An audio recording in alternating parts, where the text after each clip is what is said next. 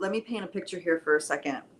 What people don't realize, and actually this fellow mentioned it and it got me thinking, what people don't realize is that the feminine force, and I'm not talking about the distorted feminine force. There's a lot of feminine distortions. Don't get me wrong. I totally, I see it. People experience it. I mean, there's masculine as well. So there's a lot of distortions between the sexes. Absolutely.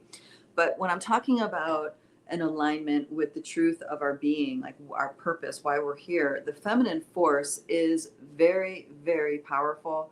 And many of these indigenous practices that survived were originally dreamed into being by women. They later became lineages of men, of course. That's part of how, the strategy for these teachings to survive. But women have a very deep connection to the mystical, not just because we have a womb space and we literally create life within our being and give birth and sustain that which is birthed, right? We can sustain the new baby completely independently with just our bodies like this. That's a very powerful thing. But also we weave the lineages together in we have a very close connection to the lineages. And the reason on a telluric level, on a cellular level. So there's a few different pieces here. One is that, ladies, if you think about this, your children, the seed that created your children, if you have any, were created initially inside of your mother with you in the womb. Okay, all of a female's eggs, a female baby is born with all the eggs she's ever going to have, and that is all developed with you. Imagine you as that infinite being getting working at focusing its awareness and attention in this fetus. That depth of divinity, that depth of consciousness, awareness was present while the seeds of your children were growing within you, and they were within you, and you were within your mother. That has such a profound connection. And this is why healing the generations is really, really, really potent when women do it, because we heal ourselves. And if we are of childbearing age, it's directly inherited by our grandchildren and our children within our lifetime. Okay. Assuming we don't die prematurely. Well, these days, what does that mean exactly? I don't know, but you guys know what I'm trying to say with that. So the birthing is not just something that happens in our 3D world. It's happening in the mystical realm as well. It's happening in the 4D field. It's happening in the telluric field. It's happening on a light body level. So the other thing that happens is and this is why Death Rites is so potent, is that as you came into the womb, I'm still speaking if you're a female, as you came into the womb and were manifesting yourself in the fetus and all the seeds that you were going to bear in this life, you were also in a ocean of your mom's programming, your mom's emotional state, your mom's subconscious, your mom's conscious mind, your mom's experiences, all the things your mom thought and felt and went through. You went through that, and your children went through that. You were with her while she was going through that. Okay, you were with her while she was going through that, and that energy was informing you, informing the development of the body. So by the time we're born, we're enveloped in an already pre-programmed, you see what I mean? A pre-programmed source code for our operational systems, okay? Now, free will definitely changes things, but that's something I'll cover, and I'll hit on a couple different ways. But in general, you are born with all the imprinting from your parents, from being in your mother's womb, you and your children, okay? So this is really significant in the bringing in, anchoring in subconscious constructs. But the other opportunity we have to liberate ourselves, our children, our grandchildren, and so forth, our parents, our grandparents, is when we leave. When we leave that doorway of what that doorway that death gives us is a precious, precious doorway where we can deeply unwind and let go all of that programming, okay, before we move on. So this is a profound liberation for not just the lineage of the person who gets the death rites, but it's also a profound liberation for the soul as well.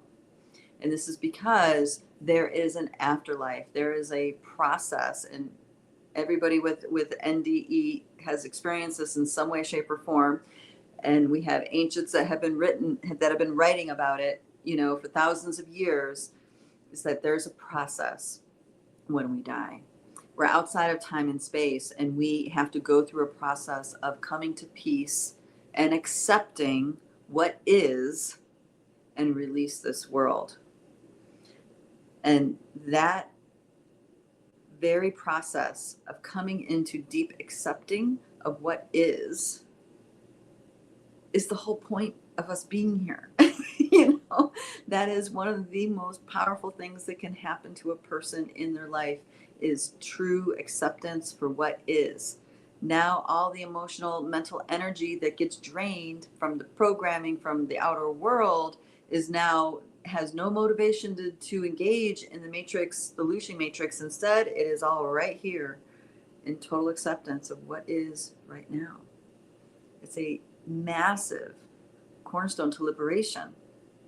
So we all visit that moment in our dying process. Now there's the traumatic deaths and the unexpected deaths. There's all this kind of thing. Yes, all these things do happen. Absolutely. And you can still do death rites for folks that have that, because it's possible to unwind the energy, because the soul is still engaged in that 4D field. So it can bring in all the programming that person inherited, and you can still unwind it with them without a physical body. But it's, it's up to the spirit to decide how that's going to happen, because quite literally, it is one of the greatest honors that you can be granted to facilitate a person's death rites. So receiving them is an amazing gift, right? And the doer also receives a profound gift themselves. So as with so many things in this reality, those kinds of situations really show plain and clear the holographic nature of this reality. There are many overlays of dimensions and realities on top of this one, and we can tune into specific ones. And when we tune into specific ones, we literally experience things differently. We experience different versions of ourselves. We experience what has been a certain way for so long in a totally different way. And this is those clues that are hidden in plain sight that show us the true nature of our reality.